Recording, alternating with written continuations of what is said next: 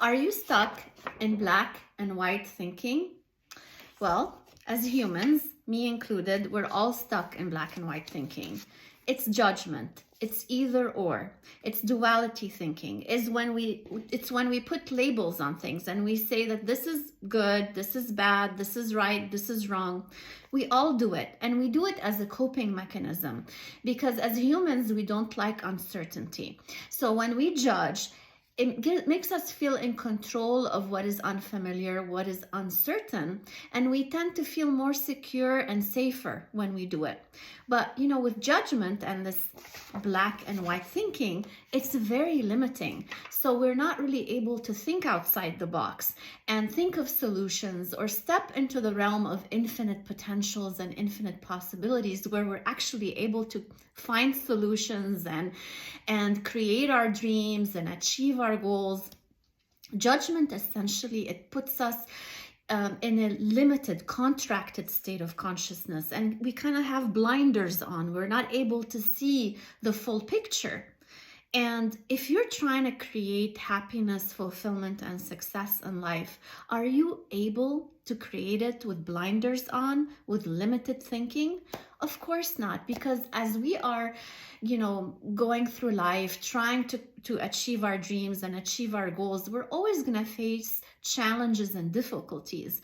The best way to mitigate that is not through judgment or being in a contracted state of consciousness, but rather through opening ourselves up to infinite potentials and possibilities and infinite ways of looking at things with detachment. What does that mean? It means shifting from judgment or black and white thinking into discernment. And a lot of people struggle with understanding discernment, me included. It took me a while until I wrapped my head around it as a coach so I can better explain it to my clients.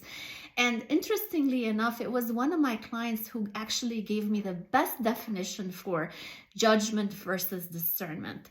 If judgment is making a decision about something, discernment is taking notice of it and not making a decision.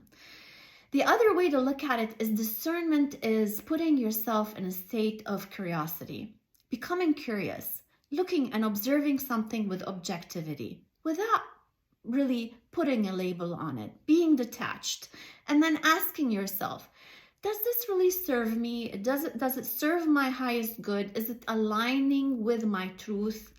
And if it's not engaging with it. Keep walking, walk away from it. That's discernment. And as you can see, imagine for a moment, looking at something and judging it, by putting that label on it, or looking at it, observing it with detachment and then walking away from it. Or if it's serving you, then engaging with it. Which one feels better? Try to check with your body. How does judgment feel in your body? And how does discernment feel in your body? Usually when I ask that question to my clients, they tell me that judgment makes them feel a sense of tightness.